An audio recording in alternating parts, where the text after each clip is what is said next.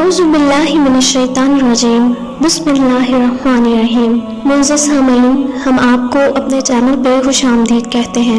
حضرت آدم علیہ السلام جب زمین پر تشریف لے آئے تو اللہ تعالیٰ کی بارگاہ میں عرض کی کہ اللہ پاک، میں نہ تو یہاں ملائکہ کو دیکھتا ہوں اور نہ ہی یہاں پر کوئی عبادت گاہ ہے، جیسے آسمان پر بیت المعمور جس کے گرد طواف کیا جاتا تھا۔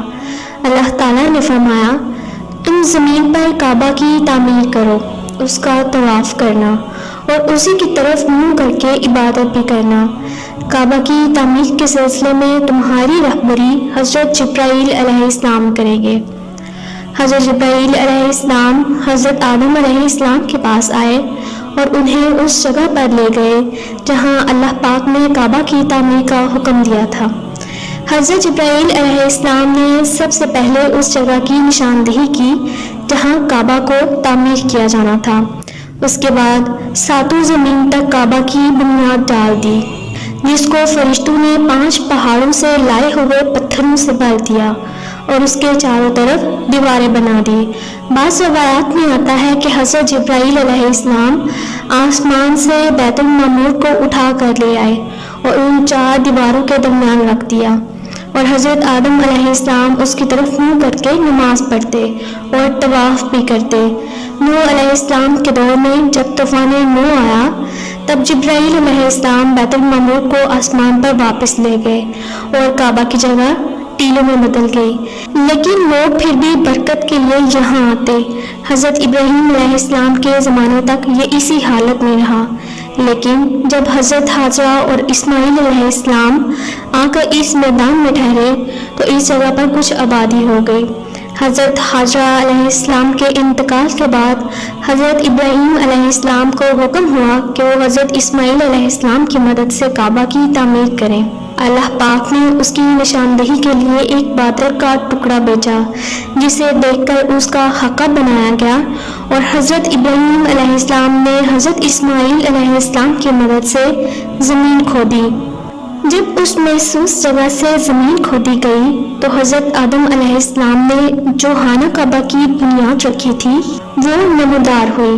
ابراہیم علیہ السلام نے اس کے اوپر ہی تعمیر کعبہ شروع کی۔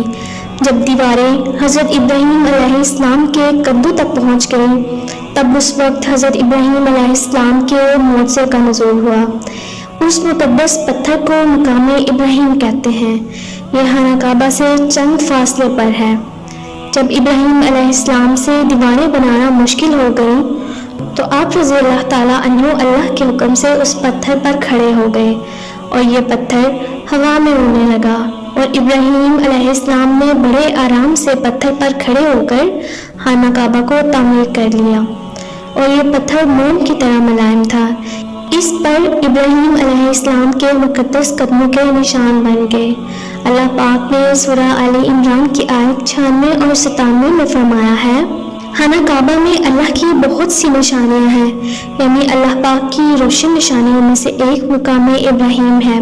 خانہ کعبہ حضرت ابراہیم نے 5 پہاڑوں سے لائے ہوئے پتھروں سے حضرت اسماعیل علیہ السلام کی مدد سے تیار کیا تھا۔ حضرت جبرائیل علیہ السلام ان 5 پہاڑوں سے پتھر لے کر آئے۔ جب یہ عمارت مکمل تیار ہو گئی تو جبرائیل علیہ السلام حضرت ابراہیم علیہ السلام کے پاس آئے اور انہیں اللہ کا سلام کہا اور فرمایا کہ آپ اللہ کے حکم سے لوگوں کو اس گھر کے حج کے لیے پکاریں، میں لوگوں تک آپ کی آواز پہنچاؤں گا۔ تب ابراہیم علیہ السلام نے ایک پہاڑی پر کھڑے ہو کر لوگوں کو حج کے لیے پکارا۔ حجر اسود کا خانہ کعبہ میں ایک اپنا مقام ہے۔ یہ ایک مقدس پتھر ہے جو خانہ کعبہ کی دیوار میں نصب ہے۔ روایات میں آتا ہے کہ یہ جنت سے لایا گیا پتھر ہے۔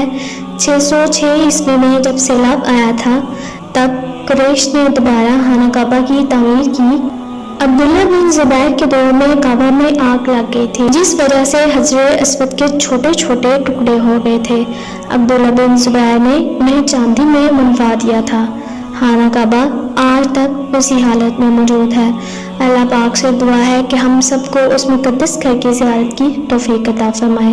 السلام علیکم، اللہ حافظ۔